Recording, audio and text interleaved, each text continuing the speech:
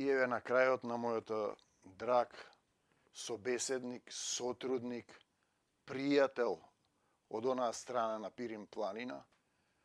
Видете, најинтересен момент е кога велиш колку и да дува ветрот, планината не може да му се поклони. Нели?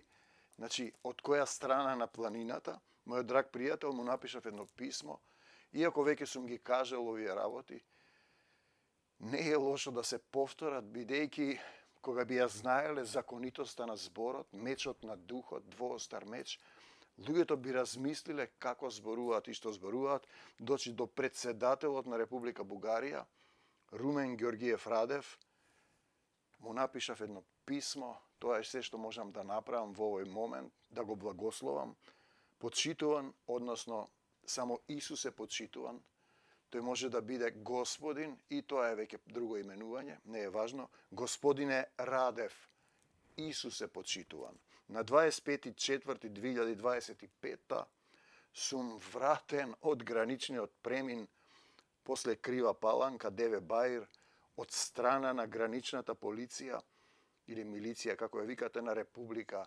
Бугарија, со образложение дека сум безбедносна закана за државата Бугарија.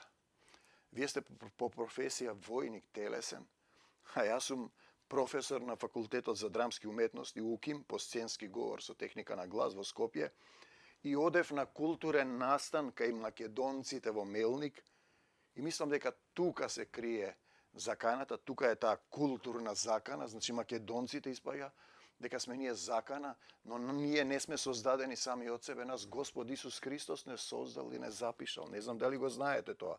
Покрај тоа да ве напоменам, јас сум друг војник, молитвен војник сум на Господ Исус Христос и во Негово име, во Исусово име ви се обраќам како на христијанин да ги признаете македонците во Пиринска Македонија, додека се уште имате време на милост, односно во Република Бугарија, како што се сега, а и во Република Македонија, и да ги отвориме границите и да живееме како браќа христијани и пријатели. Веќе ова ви го порача во еден говор за Илинден во славното Мосомиште, кај македонците блиску до Гоце Делчев 2023 година. Видете, кој има уши да слуша, кој има очи да види, вика со очите ќе гледате, со ушите ќе слушате, нема да разберете. И јас ви препорачувам да го отворите срцето и Господ Исус Христос да ве охрабри, да направите вистински чекор како прв човек во Бугарија, затоа имате можност и обврска во таа насока, признајте ги македонците, не зависи од вас дали има македонци или не, Господ Исус Христос ги дал имињата на народите, ги дал границите, полуостровот се вика македонски и така натаму. Проблемот е што имате тврдини во умот. Мојата забрана за влез во Бугарија, го молам Исуса да ја укинете во духот на Исусовата вечна љубов.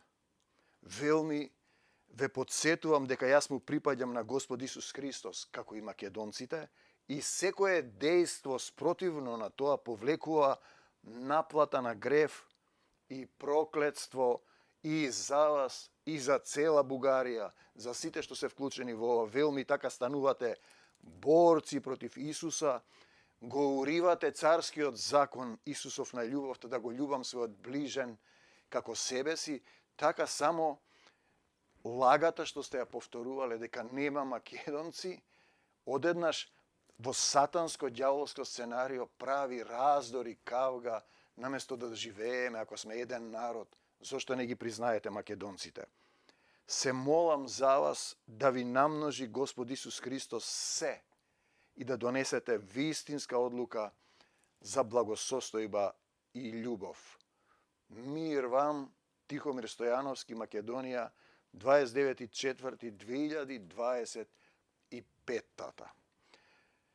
Вашата службеничка на граница ми рече дека 10 години ми забранувате да влегувам во Бугарија.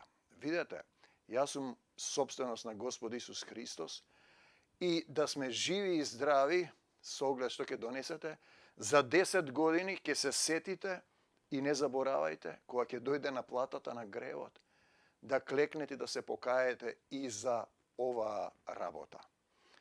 Значи, секому да му намножи и ќе му намножи Господ Исус Христос според мерката на срцето. Не можете да ми забраните да излезам од царскиот закон на љубовта, а вие веќе го правите тоа, да го љубам својот ближен како себе си, да ги љубам македонците во Пиринска Македонија и цела Бугарија. Благослови Исусови за сите вас. Амин до Царството Божјо. Покајте се приближи Царството Небесно.